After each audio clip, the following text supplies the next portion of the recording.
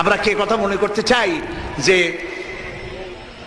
শবে বরাতের মতো এত বড় সওয়াবের কাম, তারপরে মিলাদের মতো এত বড় সওয়াবের কাম, এগুলো আমরা কেন করব না? প্রিয় ভাই, সব করব না এই কারণে যেহেতু আল্লাহ রসুল তা করেন নাই, সাহাবায়ে কেরাম তা করেন নাই। আমরা ওই কাজ করতেই পারি না যেই কাজের মধ্যে আল্লাহ এবং আল্লাহ রসুল এবং সাহাবায়ে কেরাম যেটা স্পষ্টভাবে সহিহ হাদিস কর্তৃক প্রমাণিত নয়, আমরা তা করতে পারি না। বলেন, করতে পারি না।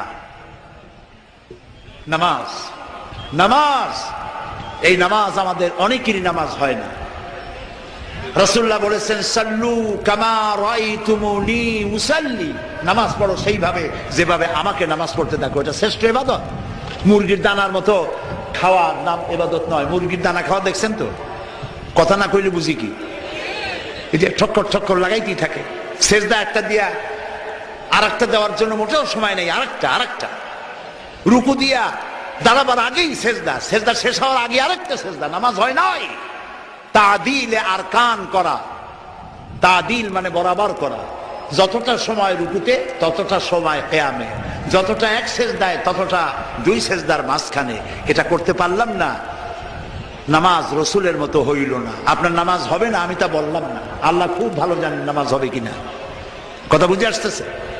এই নামাজের উপরে চট্টগ্রাম তাফসীরুল কোরআন মাহফিলে প্রায় 2 ঘন্টা নামাজের উপরে আলোচনা করেছিলাম। আলহামদুলিল্লাহ, লোকেরা প্রাণ ভরে শুনেছে। আবার যদি এখানে শোনাবার সুযোগ হয় শোনাবো। এই ব্যাপারে একটি কিতাব আছে, নাম বলবো? বর্তমান বিশ্বের শ্রেষ্ঠ হাদিস বিশারদ আল্লামা নাসিরউদ্দিন আলবানী রাহমাতুল্লাহ আলাইহি, তার লেখা সালাতুর রসুল, রসুল্লাহর নামাজ, একটি বই আছে। এই বইটি আমি পড়ার জন্য সকলকে অনুরোধ করি। সহিহ হাদিস দিয়ে বইটি লেখা। নামাজ যদি না হলো কোন ইবাদত কবুল হবে না। প্রথমে কিয়ামতে প্রথমে কি প্রশ্ন হবে বলেন সবাই? নামাজ। নামাজ কবুল, সব কবুল। নামাজ কবুল না, কোনটা কবুল না। প্রিয় ভাই সব, আল্লাহর নবী বলেছেন, লা দীনা লিমান লা সালাতা লাহু, যার কাছে নামাজ নাই তার কাছে দ্বীন নাই।